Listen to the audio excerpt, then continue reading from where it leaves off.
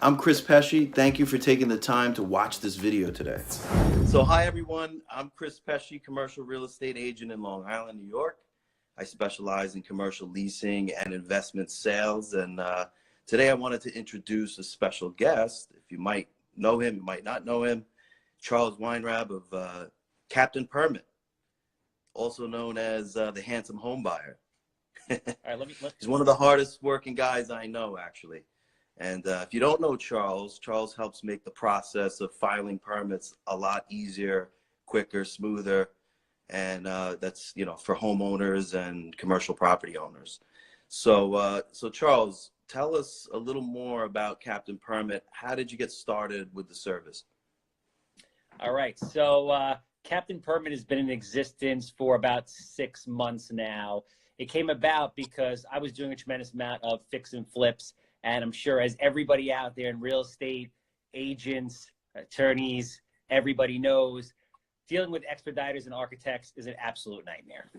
And as the towns become increasingly more difficult and require more permits and become more stringent, it inevitably slows down the process. So just in order to get my own projects done efficiently, because carrying costs are crazy. Everybody who does these kind of deals knows that if you're a fix and flip guy and you're borrowing money, you're spending $125, $150 plus a day just to carry these things. So time is money.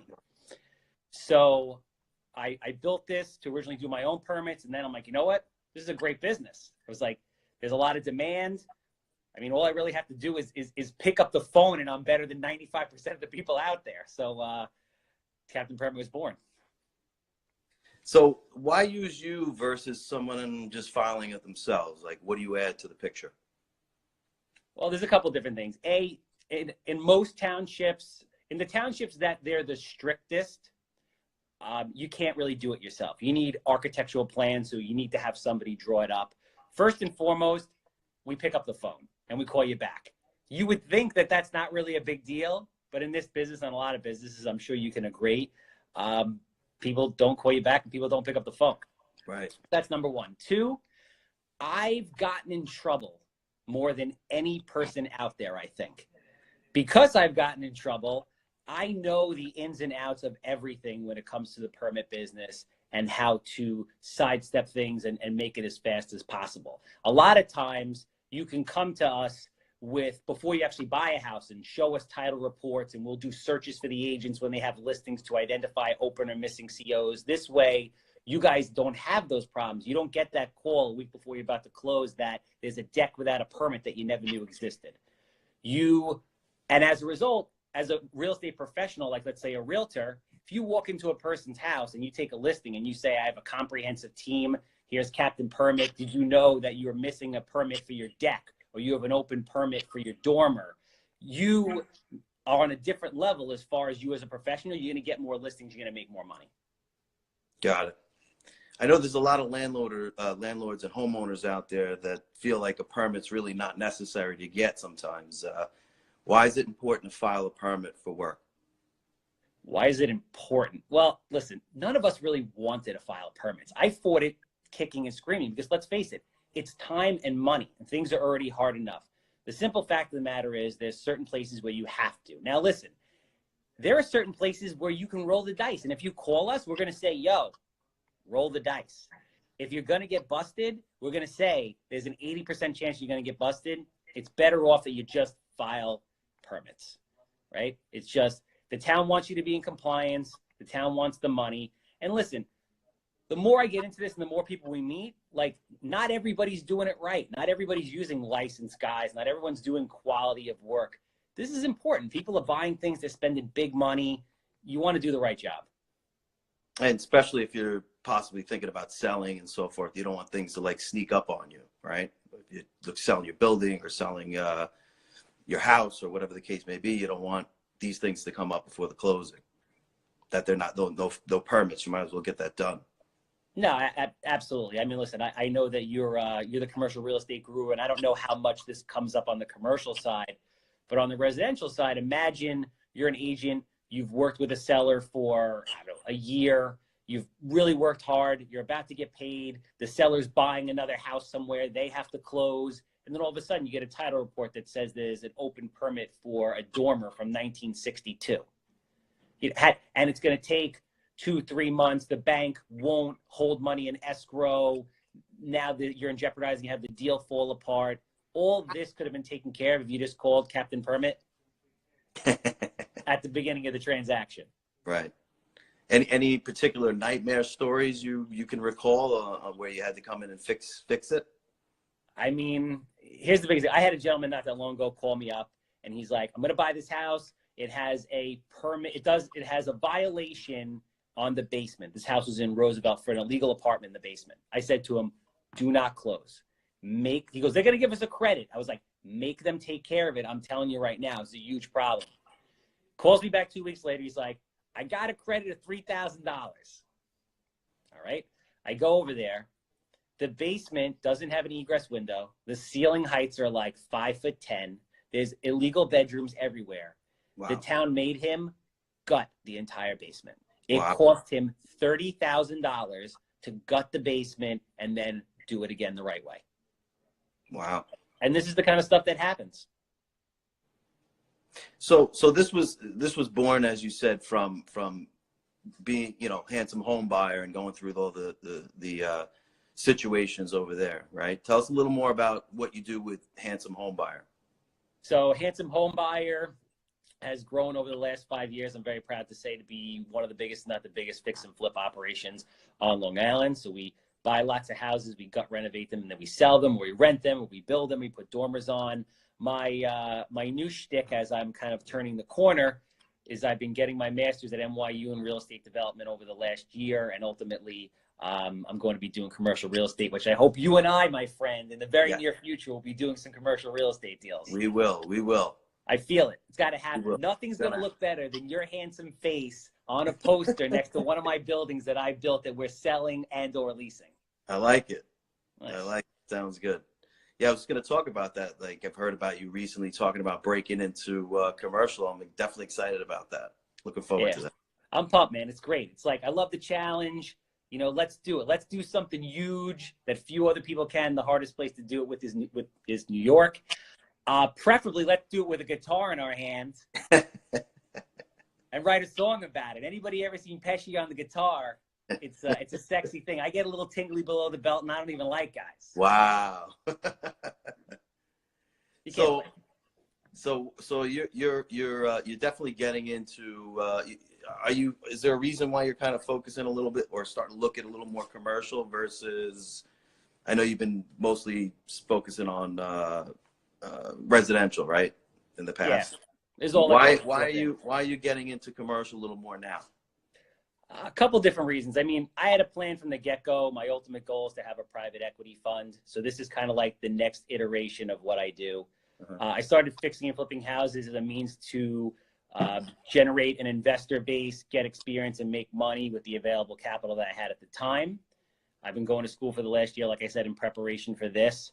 I just want to do bigger deals, more challenging deals, and fewer larger deals, really. I mean, to do 20, 30, 40, 50, 60, 100 single family houses a year is like, you'll lose your mind.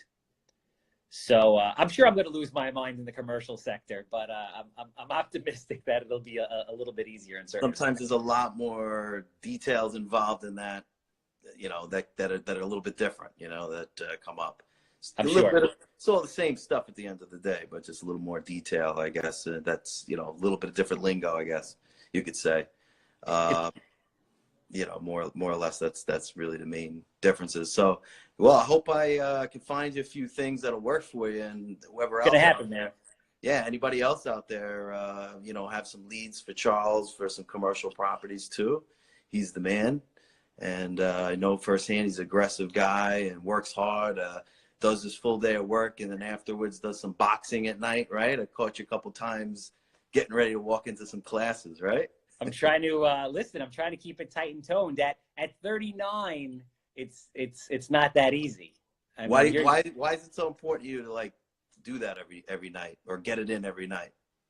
I just feel like you have to have like the kind of full package to keep everything humming along. You know what I mean?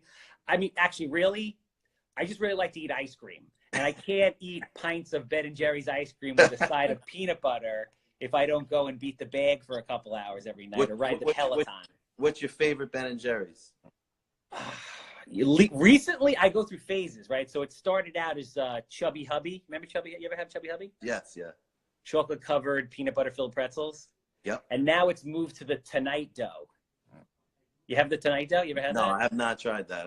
Was that like cookie dough? It's like, what is it? I don't want to not do it justice. It's vanilla and chocolate with fudge. They take Oreos, put it in a food processor. They put some kind of addictive something in there also. Peanut butter, cookie dough. It's like everything but the kitchen sink.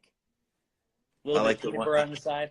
I like the one called, I forgot, it's something fish. It's like fudge-shaped fishes or something. Oh, yeah. I forgot the name of it, though. Yeah, good stuff. But I try to stay away from it. It's hard to work off. Well, the problem is, like, at 30, I felt like, all right, I feel like I lost like a quarter of a step, right? And then at 35, stuff just started to break. And that's it. So now when I eat the ice cream, it lodges itself right here.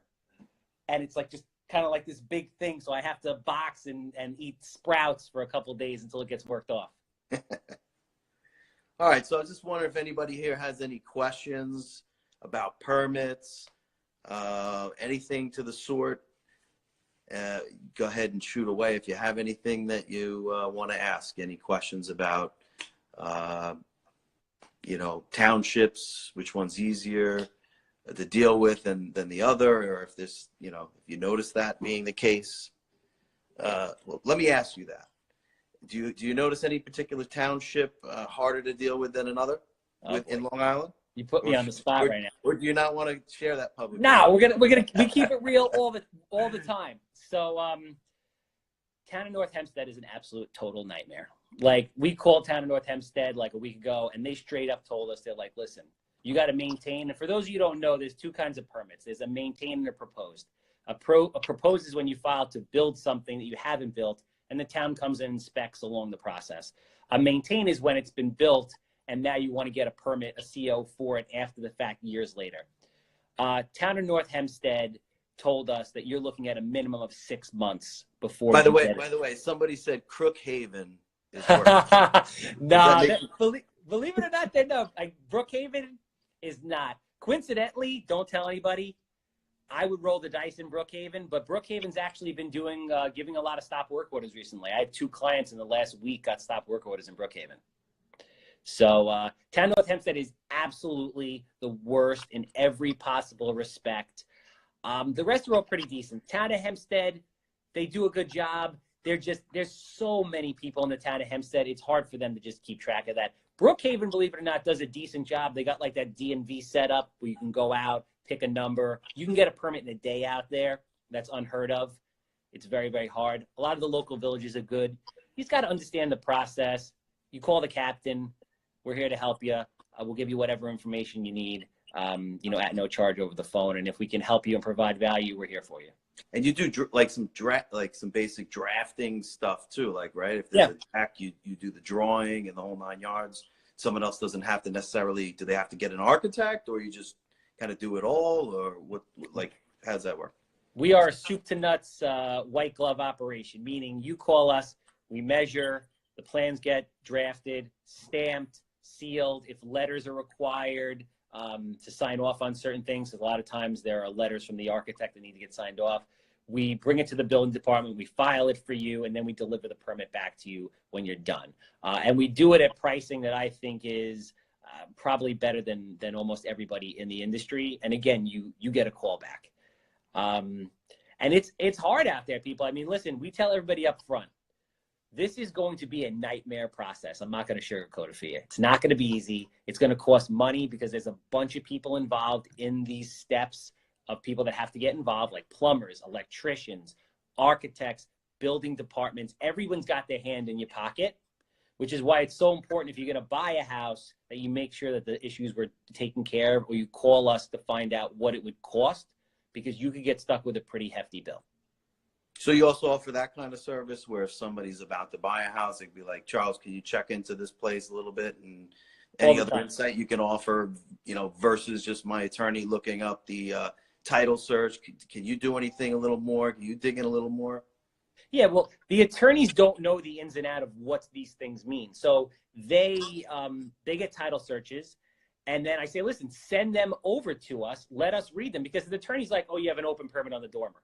They've never seen the house. They don't know what's involved. They don't know the steps. They don't know the cost. So before you hold money in escrow, speak to us, and we'll tell you, hey, listen, we're going to give you an approximate cost or range that's pretty tight based on what you're telling us or what we're going to come and look at, right? So either we're going to say to you, like that other gentleman who didn't want to listen in Roosevelt, let the people deal with it on their own, or we're going to say, make sure you put X amount of dollars in escrow. That'll be sufficient.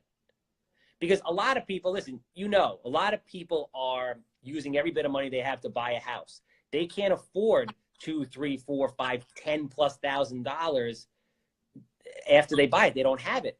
So I'll give you a scenario. Imagine for a minute that there's an open permit on a deck or whatever, right? It has to meet current code. So if it doesn't, you're going to have to do the repair. So it's not so much the permit and the fees all the time. It's you might have to do actual construction or removal to get that permit to fly and qualify. Mm-hmm.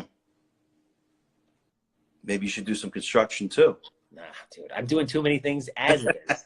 It's crazy. No, listen, well, what if somebody needs what do you do if somebody needs somebody to take care of a few things and they don't have, do you have anybody you recommend? Or the unfortunate reality is, and this is not an absolute statement because not everybody is bad, but as a whole, and you know this, people, contractors are one of the worst people on planet Earth to deal with. It's very hard. Pesci's looking at me like, you can't say that on Instagram Live. I think we have a couple in the room here. Sorry, guys. Well, they might be one of the select few that aren't. I don't have anybody I recommend because, frankly, I don't have anybody that I trust that I know does a great job that I would feel comfortable recommending to people. I don't. Someone calls me and says, listen, I need a great commercial realtor. I say, Chris Pesce is one of the most handsome, well-spoken, well-dressed, drone videos. He'll sing you a song. I mean, you can't get a better guy than this. Contractors, I got nothing. I'm getting red over here. You got to take it easy. Hey, you blushing? All right. Well, man, listen, I really appreciated having you in. I'm definitely going to check in with you again, especially when you get a little bit more deeper into the commercial stuff. And we're going to look back and probably have a little conversation about this one today. It'll be nice, right? It'll be funny. Yeah, man. We're doing Absolutely. our first deal. Yeah. If we do a deal together, I promise you something. I'll come to the closing with a guitar and I'll sing a song. And we got to be, everybody listen, I called Pesce up like 3 months ago when that movie came out, right? What's that movie called with Lady Gaga? A Star is Born. Star is Born. I'm like, Right. Pesce, this is what we're going to do. I'm going to get a wig and I'm going to dress up like Lady Gaga. And I've been rehearsing. I sent you a soundbite actually of me belting it out. Do you remember that? Yes. You didn't realize it was me because it was so good. You're like, is that Lady Gaga? Singing to Charles and sending it to me. And I'm like, you're going to be the good-looking guy. What's that good-looking guy's name with the hair? Bradley Cooper. Yeah, it's like, you be Bradley Cooper. You'll play the guitar. I'll sing. I'll even wear a dress. And unfortunately, that never happened. Yeah. If you think we should do that, send an email to this guy. Send an Instagram message, and we'll make that happen because I want it to be. Okay. All right. I'll look for that email. I'll look for those emails, see if anybody sends that over. All right, Charlie, thanks for coming on to the little Instagram show today. I appreciate it. And I will look forward to talking to you soon. And again, this is Charles from Captain Permit, aka Handsome Home Buyer. If you need permitting services, this is the guy. Like he said himself, he picks up the phone. That I can attest to. I call him and bother him all the time. Yep. Just to say what's up.